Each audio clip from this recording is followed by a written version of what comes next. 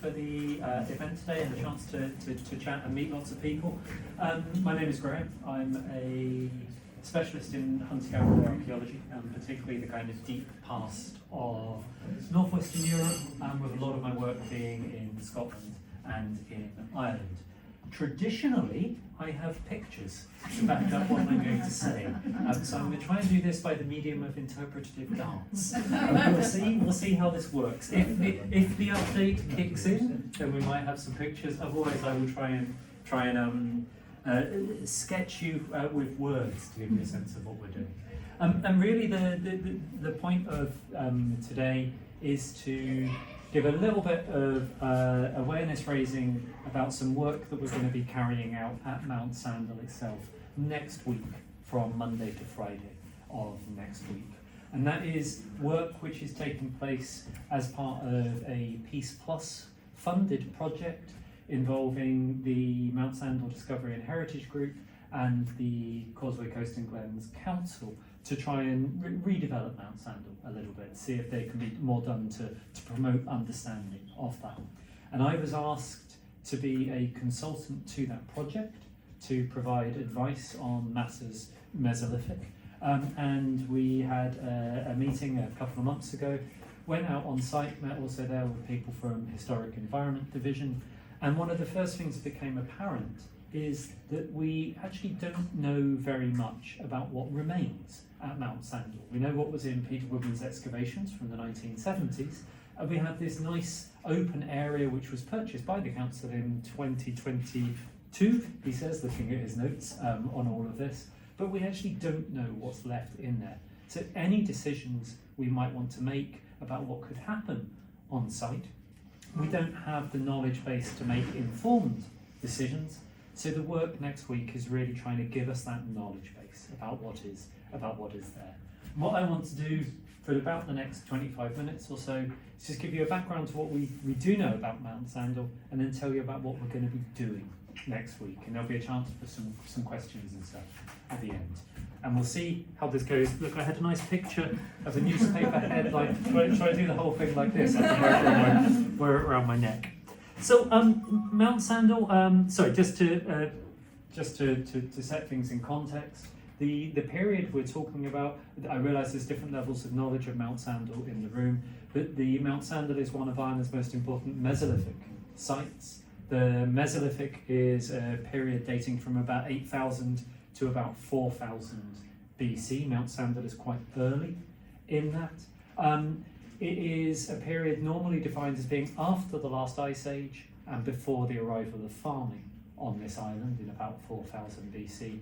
And it's a time when Ireland was settled by hunting and gathering communities. So broad brush.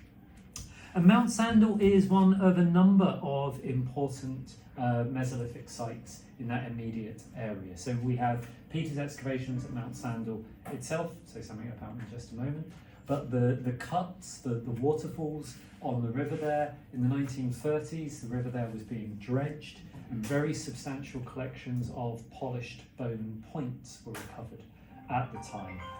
More recent radiocarbon dating has shown that those bone points date from somewhere between about 7,000 to 5,000 BC. Mountsandel is maybe 7,800 to 7,500. So the bone points, long after Mountsandel was being settled, the bone points showing that hunting and gathering communities were using the river there over a period of a couple of thousand years.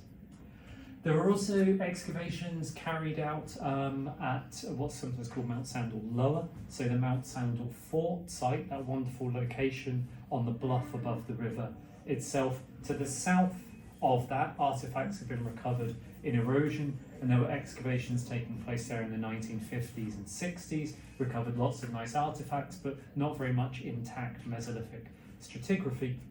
And then the main reason that Mountsandel is so well known is the excavations that Peter Woodman carried out between 1973 and 1977 on a site that was initially called Mountsandel Upper to differentiate itself from the lower, but most of the time now is just called Mountsandel overall. So Peter, so the area at the top of the bluff there was initially fields before a number of them became developed as housing estates. and a number of those fields were well known for surface collections of artifacts. It was known this was a potentially important place, and in conjunction with the development of one of the housing estates, Peter, who was at the Ulster Museum at the time, conducted an excavation over those 4 years. There's at least one person in the room here who was part of that excavation team. There may be more, I'm not certain on all of that. And that excavation was hugely important in establishing the Mesolithic in Ireland. So to try and sketch, and it's important to point out, Peter at the time of excavation was a relatively young man. I think he was 34 in the last season in 1977, and an excavation that was done to very meticulous standards and with a good archive associated with it as well. And that excavation was kind of foundational to establishing the Irish Mesolithic. So the excavations themselves uncovered a range of features, but in particular, in a small hollow in the subsoil, a series of features associated with three main types of structural features. One was the footings of substantial huts. These were circular or roughly circular, about 5.5 or 6 meters in diameter, and defined by a series of post holes or stake holes around the outside that were angled in by about 30 degrees. And those posts may be 10 or 15 centimeters in diameter. And in the center of that, large fireplaces as well. And Peter suggested that you could see evidence that those structures had been reconstructed 4 times on more or less the same footprint. So this repeated reworking of the site in that location.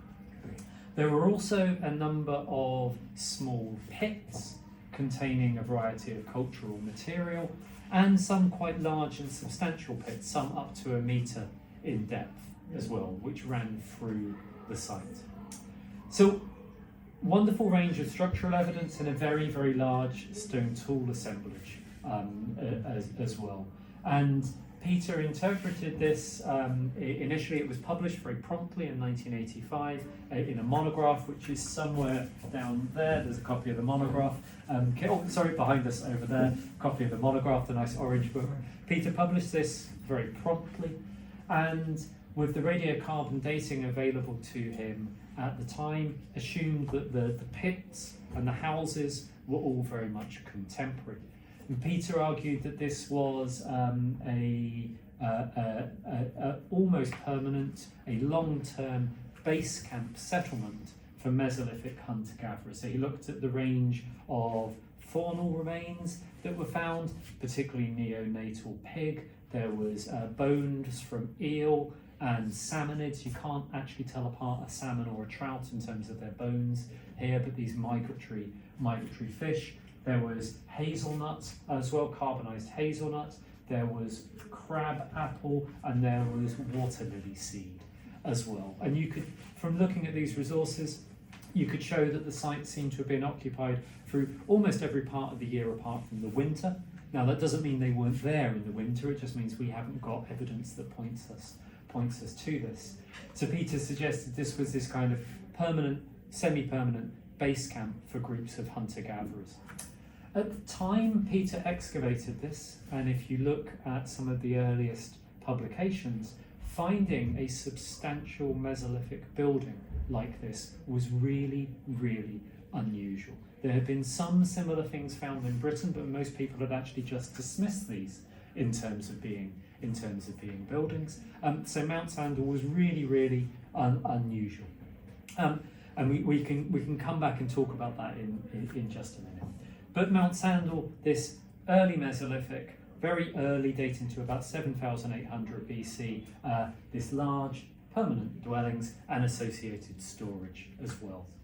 And it's important to note that this really strong evidence for the early Mesolithic in Ireland was really important in, if you like, kind of normalising the Irish Mesolithic, because the later part of the Irish Mesolithic has quite a distinctive stone tool technology, which isn't like that found on the neighbouring island, and it isn't like that found on the continent.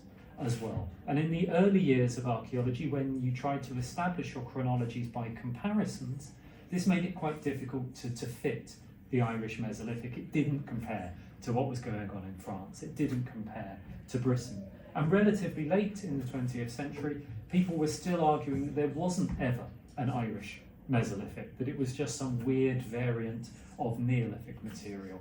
Peter, the work at Mountsandel, Peter's PhD, which he completed at a very similar time, demonstrated that there was an Irish Mesolithic. It had an early Mesolithic, which was fairly similar to what was going on in Britain at the time, and it had a later Mesolithic, which was quite different. So it normalised everything. I'll catch myself up on my notes. What have I forgotten to say? Okay, I said that Peter left, the archives are in quite good condition, and that meant that one of the things about archaeology is that our techniques change all the time. We can ask different questions, we can ask more detailed questions. And one of the things that Peter did with a colleague from English Heritage, Alex Bayliss, about a decade or so ago now, was to go back and throw a lot more radiocarbon dates at the site and the samples I had from the site, and do statistical modelling of those as well, to give us a better understanding of the chronology. And that actually teased some things apart. So we know, for example, that the main occupation at Mountsandel lasted somewhere between 80 and 300 years, from about 7,800 to about 7,500 BC. We know that the first thing that happened there, you'll see why I'm staring at my notes on this, these are hard numbers to remember. The first thing that happened there was the first hut, which was probably built 7,755 to 7,615 BC, and then the other huts following on that. The little pits were being dug at the same time as the huts, but actually the big pits that Peter thought were contemporary were not contemporary. They were the last thing that was dug on the site, sometime in the 76th century BC. So 7,600 to 7,500 BC. So houses and some little pits associated with them, and then the big pits come in after that as a separate thing. So our better resolution, our better ability to date things allows us to untangle some of the things that had been put together. Mountsandel has long been spoken about as being the earliest Mesolithic evidence in Ireland, and I think in one of Peter's earliest phrases was this was the cradle of civilization in Ireland. That isn't necessarily a phrase I would have used for this, but it's still something which is, that claim about being the earliest is quite often made. Doesn't entirely hold up anymore in the 50 years since the excavations. So we have a couple of bare bones with cut marks on them, cut marks that have come from a stone tool. One of those is towards the end of the late glacial period, about 1,500 years older than Mountsandel. One's about 500 years older than Mountsandel. Some people are very convinced that those bare bones with the cut marks on them are reliable evidence for human activity. Some people are a bit more sceptical. There is also a human clavicle from the Alice and Gwendolen cave in County Limerick, which is probably 200 years older than Mountsandel, but almost certainly older than Mountsandel. But what Mountsandel is the first point in our understanding of the story of human occupation of Ireland where we have detail, where we can actually not just say there's a person's bone here, but where we can talk about the architecture of their settlements. We can talk about the way they use the space within the settlements. We can talk about their technology, their forms of subsistence, and all of those types of detail. So Mountsandel remains hugely important for giving us that sense of detail, this story of the settlement that's in there. We also need to think about Mountsandel in context, and again, this has changed so much since Peter excavated. So Mountsandel, as I said, is very comparable to what's going on in Britain at this time as well, and has some links to Europe. It also has its own rather distinctive character as well. So in what this period in Britain would be called the Middle Mesolithic, and that period in Britain is characterised by a range of different things. One is an expansion of settlement away from the south and east of Britain into previously unoccupied areas. The Midlands, Scotland, Ireland as well seems to be occupied at this time. We have evidence that funerary practice involves putting isolated human remains into caves. So actually that human clavicle from the Alice and Gwendolen cave fits in brilliantly with that.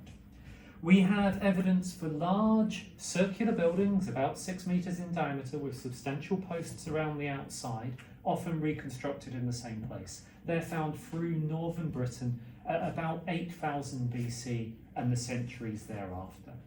Mountsandel is clearly of this type. It's a little bit younger than the ones in northern Britain and Scotland, but clearly linked to that. And that's interesting because what we have here is a key architectural tradition. This is a way of building houses for these communities. It's not something made up on the spot, it's not something flimsy and throwaway. It's a strong architectural tradition.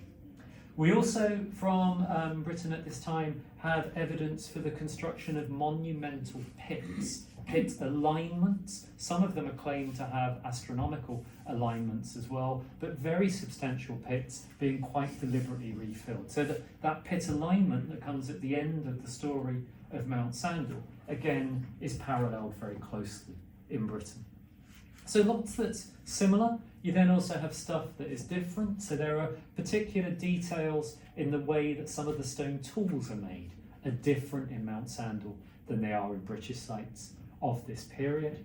And Mountsandel sees the use of ground stone axes at a time when they're not being used in most of Britain. Excuse me, I wonder if you speak up a wee bit. Okay, I'll try, yes. Sorry. So we have the slightly different stone tools and the ground stone axes as well. Now, these may be partly almost idiosyncratic differences, variations in style that develop over time. They may be a response to the different availability of resources. So in Britain, for example, at this time, we have lots of evidence of red deer being present and red deer antler being used as part of the toolkit, particularly antler mattocks become important. In Ireland, red deer is not present as part of the native fauna. Is it possible that the stone axes are in some form of functional exchange for the antler axes? We don't entirely know at this stage. The fauna of Ireland was more limited compared to Britain. As I say, the deer were not here. Wild boar was probably introduced by Mesolithic colonists arriving on the island. And people have often argued that there may have been a change in technology because you weren't doing so much hunting as well. Again, lots of discussion around these points, but some things that are the same and some things that are different. And I should say, talking about houses and when Peter excavated, houses were unusual. And I've talked about British examples and parallels. Houses are now routine in Mesolithic archaeology in the continent. In Sweden, some of the sites in Sweden, the history of sea level change is complicated in Sweden, and you have sites that were flooded with substantial sand deposits dumped on top of them that are now being excavated in advance of roads and other developments. And last year they found a Mesolithic village with 60 houses in it. These are very, very different in scale than what we sometimes think of. So, that hopefully, I would have liked to have had my pictures, but we're a long way away from it. That hopefully gives you a sense of Mountsandel and what Peter found there and why it's important. What are we doing there, and who are we in this sense? Well, as I said, the PEACEPLUS funded project is there to try and promote Mountsandel, to see if we can raise a little bit awareness of it. But one of the key issues we have is we don't entirely know what is there on the ground overall. So we have a small team of people doing work from next Monday. That's myself and my colleague Martin Moucheron from UCD. Martin is a postdoc at UCD working with me, and his overall postdoc project is going back to the classic Irish Mesolithic sites and working out what's left of them. In some cases, not very much, in some cases, quite a lot. So Martin's got a really good skill set to work on this, particularly in terms of the geospatial side of things, so survey and integrating all of our data. And we also work with my colleague Philippe Desmet. Philippe is from the University of Ghent, and he is a specialist in archaeological prospection, particularly looking for Mesolithic sites, and runs a European project called Mesolithic magnetism. And Philippe, Martin and I have worked together in Scotland for a long time. We work very well as a team, and what we've been able to do is bring together a range of quite innovative techniques to try and give a really high quality survey for this area. And Philippe will be bringing over 2 of his PhD students, Valentin and Lola, to assist with this. So that's the 5 of us that will be on site. We're doing 2 things. We're doing geophysical survey and we're doing borehole survey. I should say we're only doing these things if the licenses come through. We've been promised they will come through, but we're still working through some of the paperwork. So the geophysical survey is non-invasive. We're using 4 different types of geophysics, looking at variations in the properties of the soil in relation to its response to electric, its magnetic properties.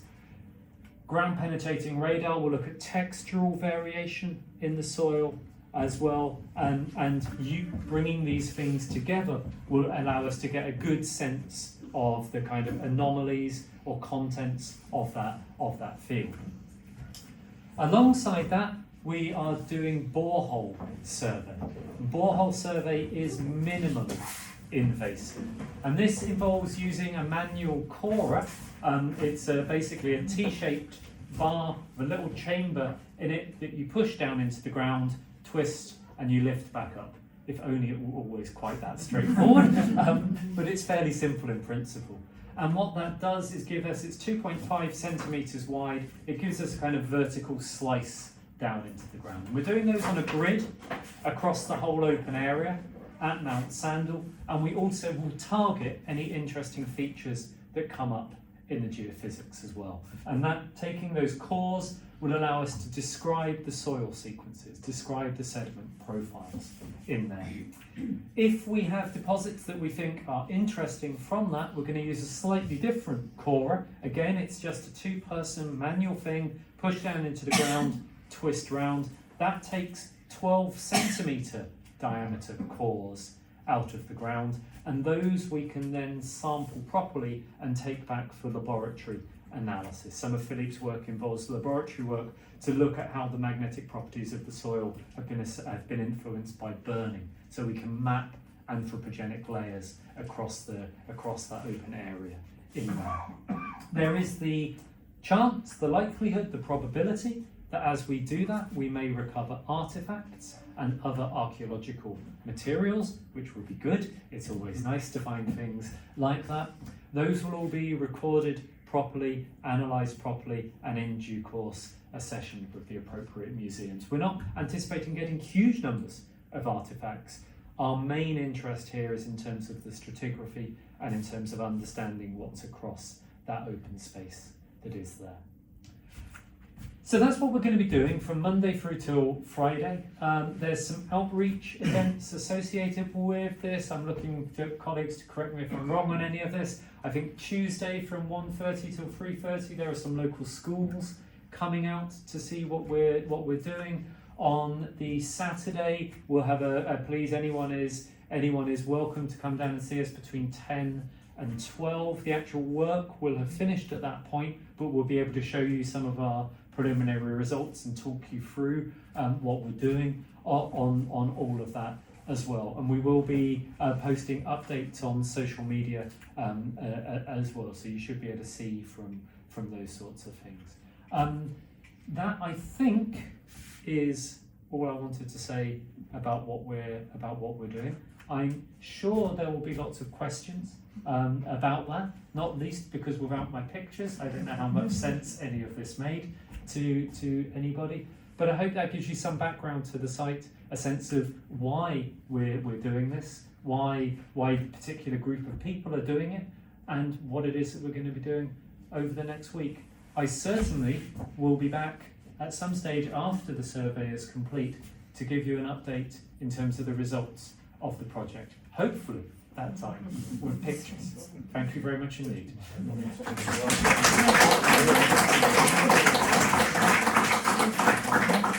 Any questions? Graeme, Yes. will you be, from your course, will you be collecting any material for further radiocarbon dating? We might recover material which is suitable for radiocarbon dating. Whether on small cores like that, with a site of such complexity, we know there's Mesolithic activity there, there's Neolithic, there's Bronze Age, there's historic era activity as well. Whether it would be worth radiocarbon dating stuff from cores like that is a little uncertain at the moment. So possibly, yes, but couldn't be certain on I was that. just thinking that with the advent of AMS dating, you could possibly, if you got Mesolithic materials, push back the age of Mountsandel. Yeah, so they did, the redating that Peter and Alex did had a lot of AMS dating in there. So the good samples they had from the main excavation itself. It is possible if we find further Mesolithic deposits there, if we date them, perhaps they could be older, perhaps they could be younger. This is all certainly possible.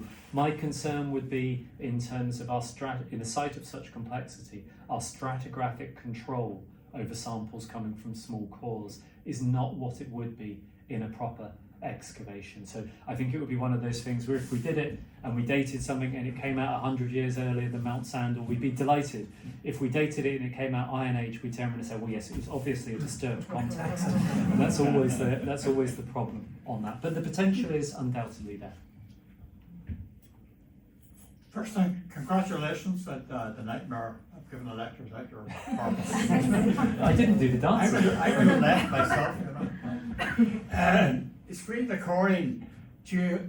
Is the ambition to core the whole site, you know, to hold it in a sort of gridded out thing? Yeah, 32 cores on a regular. How many? 32 across the whole area, and I think What sort of widths and the gaps between them? probably. Oh, that's a good A couple of question. meters. Probably 15 meters or so. Right, right. Yeah, and then we have, I think, in the license application, up to 10 more that we can put wherever we want. So that would be if the geophysics is showing something, and then permission pending, possibly running a couple of coring transects over the old domain boundary into the woodland there, because Peter's site is not just in the open area owned by the council now. It was over the boundary in the wooded area that was disturbed by roots and annoying tree things, or rabbits as well. Yeah, of course. But we'd like, if there is time, our priority is the council owned area. But if there is time, we'll head back and do that.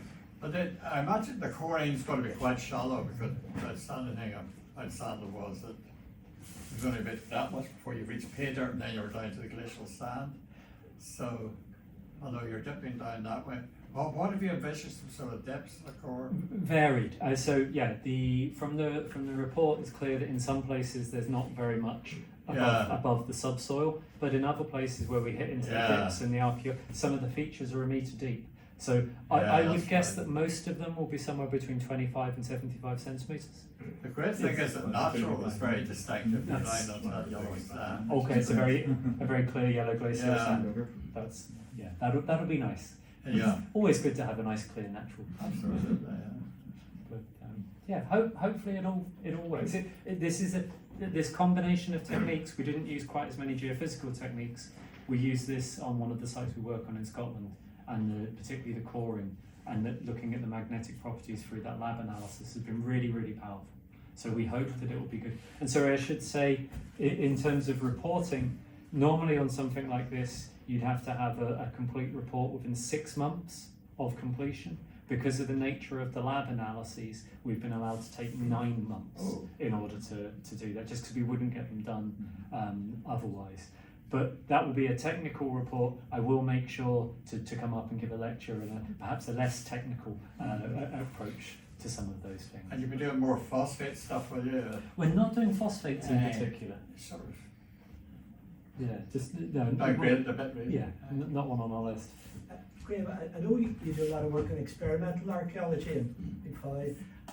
How much is that work that you do and experimental influence how you know, as a kind of a new discipline or an expanded discipline influenced how we view the site now as opposed to when, you know, has that, as opposed to when Peter and we did it all 8 years ago, has that influenced you much? Yeah, so I don't do that much experimental archaeology personally. UCD does, Right. they do quite a lot. I did, again, you could have had photos of it. One of the things I did do in experimental archaeology was try and build a Mountsandel type house. And it's interesting, Peter had reconstructions of this as a dome with the branches bent across on this. Whereas when we looked at it, you have the post holes around, stake holes around the outside, 10 to 15 centimetre timbers. Now we used birch trees because that was the most common tree available at the time. I wish you luck on trying to bend the birch tree like that to make a dome overall. So we ended up with a teepee type structure. Yeah. Just, it's not to say we're right and Peter's wrong. The other thing that informed our reconstruction was all of the other British examples, which all had these big, robust stakes in them as well. So I probably went into that with more of a mindset that you're allowed a substantial building in the Mesolithic. Whereas Peter, when he was working, this was much, much more unusual. I don't think my TP structure is the perfect reconstruction of it, but it's another way of understanding the evidence. And again, the scale of these things is interesting. So, you know, some of this is basic geometry. If you have a 6 metre diameter circle with stuff coming in at 30 degrees, the apex of your structure is 7 metres up in the air. This is a really, really big and striking building. People talk about, oh, it could have been a small family group in there. Maybe it was, but we got over 25 people in there to celebrate when we finished building it. You can use these things in different ways, and having that sense of space was quite usual. But very often when we think about hunter-gatherers, we think about, you know, people treading lightly on the world. We think about people perhaps using resources in a very limited way. We think about their architecture being very, very flimsy as well. Mountsandel was not flimsy. Mountsandel had impact. This was a substantial building which was created there that was a base for people over a couple of centuries. And they chose to come back and rebuild it on more or less the same point. Actually, I think that's almost harder than starting new on some of those. Just following on from Liam's question, or your answer rather, so did you leave it up to see how long it lasted? I mean, that definitely dictates. Yeah, we did, and that was the whole point of building it, was to see how quickly it falls down. That's an interesting conversation with your university insurance department as well, to try and persuade them of that. Now, there's one really big and important difference. Mesolithic people were presumably very good at building their houses and did it quite often. I'm not. This was my first attempt at building something like this. And then there's even other problems about it, about trying to get things that are truly comparable. So birch trees, for example, we were allowed to harvest birch trees from UCD campus, but they were birch trees that have been planted after growing in a nursery. So actually the upper part of the birch trees is more spindly than it would be on a true native grown birch. So yes, ours first collapsed at the top. Is that because of those birch trees? We didn't know what to cover our building with. So again, you look at a lot of the early examples and they have it covered with animal hides. Well, when Peter excavated, we thought there were red deer in Ireland, so you've got lots of animal hides. We now don't think that's the case. It could be being covered in wild boar skin, it could be being covered in bear skin or seal skin. Actually, when we built ours, one of the things I was kind of interested by was, well, if you're covering it in skin, why are the posts so big? You know, that's a lot of structural strength in there. So we covered ours in turf, which worked pretty well. And at Mountsandel, there's some evidence of the lower courses having turf up against them as well. They're all different decisions that you can make and justify, and you try out different things on all of that. But no, ours failed within, is it about 8 weeks? No, cracks at the top. But again, so there's other issues in here, and we built a second one then that lasted longer. So if you have a structure like this, particularly with a turf covering, then one of the things, just like a thatch roof, one of the things that's really important is having a fire go. So the smoke is going up into the roof and acting as a preservative. We couldn't do that. we couldn't have a fire. We had fires in there, but we couldn't have a fire in there going on a very regular basis. So there's all kinds of little differences. One of the questions I was more interested about, rather than how long did it take, was are there moments that need a minimum number of people? And actually raising the apex of this, I think we needed 5 able-bodied adults to be able to do that. Now, maybe if you were better than us, you might get away with 3 or 4 on it, but to manoeuvre those posts, that's a really important part. Yeah, is there physiology taken into consideration? Because they probably would have been quite almost like highly athletic as the type of life they would be. So comparing that to What are you trying to say? Lots of Yeah, examples there. yes, so is there evidence of like bone, maybe not here in Ireland, but of human bone, like their bone mineral density that kind of describes their physiology in terms of their. Yeah, so there is, it's a really good question, and it's a good question in terms of experimental archaeology. So one of the experimental archaeologists, particularly men, like to do things involving weapons and throwing javelins and spears and stuff like that. All of which is very well and good, but most archaeologists aren't very good at the use of weapons. So some people have done really good work on that by actually getting, like the military or javelin throwers to do things, and they get very different results. So there's a very small amount of human bone from Ireland, but most of it seems to have common threads with what we know about human bone from Mesolithic Europe, which is that people had very physically demanding lifestyles, absolutely. Injuries are relatively common in that material. We can see that people had periods of dietary stress when they were young in particular, so post-weaning stress appears to have been very, very significant in all of that. People seem to have used their teeth as tools, as in particularly women's teeth compared to men's teeth are abraded. Maybe they're holding a hide or something as they're pulling tension on it. So all of those features, the small fragmentary bits of human bone we have from Ireland, fit in with that, but we don't have enough bone to be able to say very much in particular about Is there it. evidence of that from Starcar in Europe? Starcar doesn't have any human bone associated with it. It's looking at syntheses of Mesolithic bone from northwest Europe more generally.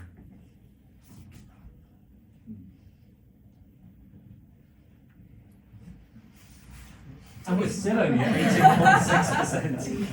Yeah, because please. nobody else is updating it. Oh, Your stone tools, how Yes. do you think they were created? so how do I think How this? do you think the stone tools were created? What's your thoughts on the differences between our stone tools here and what you find in England? So at this time, Mountsandel, the stone tool technology is very, very comparable to that that's in Britain at this stage. It's very much the same.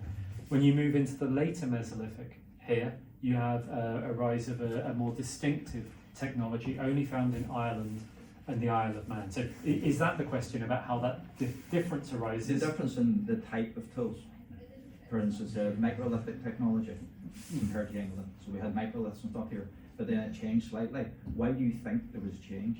So the early Mesolithic Mountsandel is a microlithic assemblage, like microliths in Britain.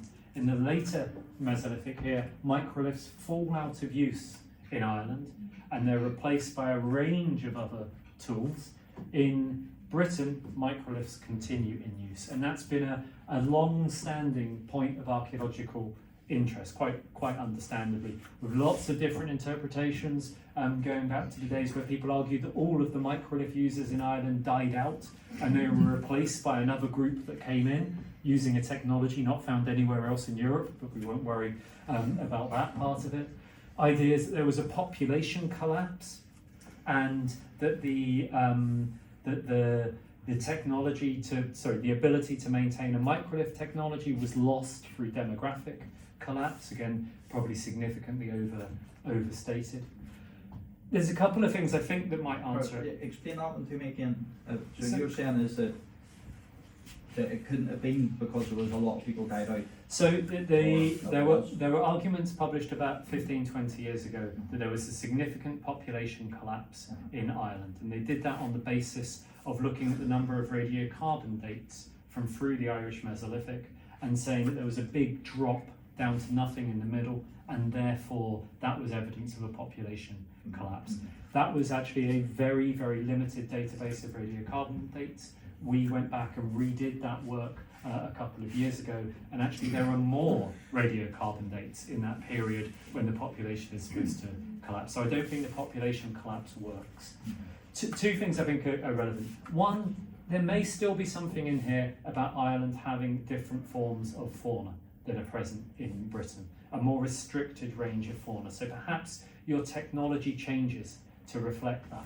The second is, for years we've been a victim of politics and archaeological terminologies. So in Britain, they divided the Mesolithic into two, the early Mesolithic and the late Mesolithic. And in Ireland, we divided the Mesolithic into two, the early Mesolithic and the late Mesolithic. The only problem is they're not the same things.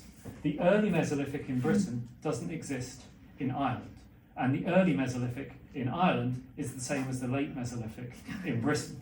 And the late, it's very confusing. If you actually align the terminologies, if you try and get things on the same page, what you can see is, as we move from the middle Mesolithic in Britain, which is actually the period of all of these big houses and stark art, into the late Mesolithic, what you get is lots and lots of regionalisation. Now they carry on using microliths, but they start doing regionally weird and different things with microliths. So actually looked at in that framework, what's happening in Ireland when they give up microliths isn't something weird and unusual that's an Irish problem and an Irish difference. It's actually a more extreme example of a trend to regionalisation that's in the Mesolithic of Britain and Ireland at this time. So that's how I try. Stone tools got bigger. Some of them got So bigger. then there's just the band flag then. And my own findings and my own thoughts on the whole thing is that it's the technology, yes, it's the understanding of the technology in the early Mesolithic where our ancestors came across and they started to understood, and there was things brought with that. But then that changed. Like nowadays, you go out and ask a kid nowadays to saw down a tree or cut down a tree, won't have the first idea because they've never been shown, they've never been taught. But if you've got it where they're trying to push this, trying to formalise that all to make the stone tools, there's that limited classic understanding of how to work stone compared, so they can still do it, but you're creating something that's a lot bigger and a lot cruder, like flint knappers do whenever they're starting off. I would disagree with the idea that later Mesolithic technology is cruder than microlithic technology. It can be larger, but some of the quality of that working is very, very high. They're very fine pieces. But yeah, how technologies are learnt, how technologies change over time is really important. And it may be that one of the important things is that the classic early Mesolithic technology needs very high quality raw materials, very good quality raw materials. The later Mesolithic technology allows you to use a much wider range of raw materials. And the high quality raw materials in Ireland are a little bit geographically limited. It's not just Antrim flint, but there's quite a lot of lice flint up here. And some people have suggested that the change was also to do with freeing yourself from this constraint on needing particular bits of material. But it remains a key question.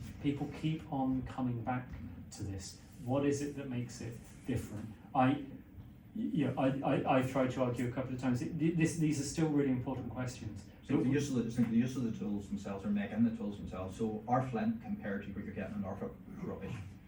It really is, because of the inclusions in it, the material that's in it, that type of thing. You're not going to be able to. Not the other thing is, traditionally it was taught as a flint knapper that you don't lift a piece of flint unless it rings. That tells you quality. It doesn't actually tell you quality, but what it does tell you is that there's less inclusions. You'll very seldom be able to get a piece of flint from our shoreline or our areas that will ring, not even from inland, which I dug inland as well. It doesn't ring, but it doesn't mean it's bad quality. It just means the moisture content's bigger. And whenever you're trying to get those long blades and stuff like you get in the like of Norfolk, I'm going to next week to work more in Norfolk flint, and then Danish flint and flint from France. The comparison between the tools that they would create and the technology they have, you can't put it into our technology because it's not going to, it physically won't work. Like I had a guy who's one of the top flint knappers in England over trying to work flint, and he says it is so difficult. He says what you've actually got.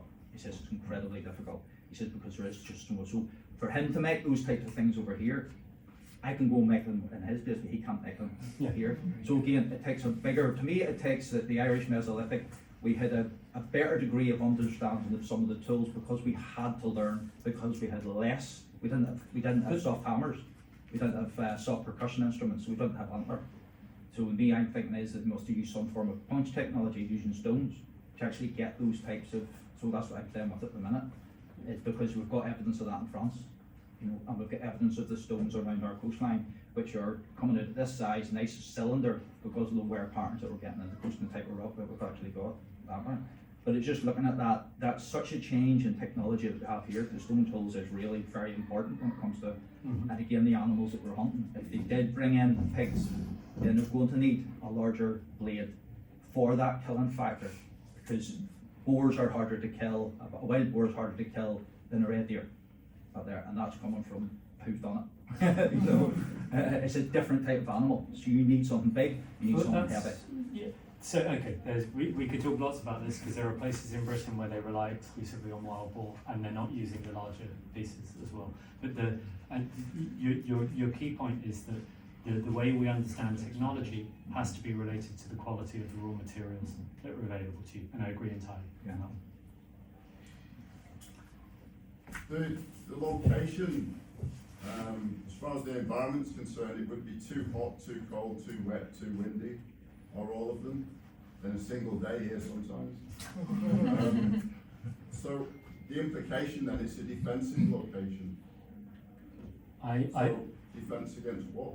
I wouldn't see that location as being a defensive location. It's a nice location up on a bluff above a river, giving you access to a wide variety of different resources. I think Peter thought it was very much an eco-tone site in terms of where you could walk within 2 hours from the site overall and get access to lots of different. The geography of it, yeah, absolutely. But to put it on the top of a hill, where it's going to get all the wind, all the rain, all the cold, all the heat, to me, former military, as my background, that's where I would put a defensive location with steep hillsides. Interesting. As I said, there's no simple one and correct answer to this. It's always good to have different ideas and think through them. There is some evidence for interpersonal conflict in the Mesolithic of Europe. Not a huge amount, but it is undoubtedly there. And if you go further east in Europe, you have sites which very clearly are defensive overall. So yeah, it's a case of building an argument in different places. Speak on that, please. Okay, so I'll try. Any more questions? It's claimed that Mountsandel is the oldest settlement in Ireland. Is that correct or not? Yes and no. So so Mountsandel, there is older evidence of human activity in Ireland. Definitely a human bone from the Alice and Gwendolen cave in Limerick, which is probably a couple of centuries older than Mountsandel. But Mountsandel is the first one we can really talk of as a settlement, if you like. The first time we can actually think about the buildings that were being constructed, the hunting practices, the gathering practices, the fishing practices. So, strictly speaking, no, it's not. But yes, it also is at the same time. If I'm allowed that as a get-out answer. Yeah, it's changed. I can do the whole thing again with pictures. No, it gave up. Oh, it gave up. It said skipping. Well, thank you very much. Thanks for bearing with us. Technology didn't work. I'm not going to be a bad workman and blame the tools. We should have had it checked out. But I think our video has worked, which will be uploaded to Museum Services YouTube channel. So any of you who maybe struggled hearing at the back, hopefully that will get up tomorrow. And especially thank you, Professor Warren.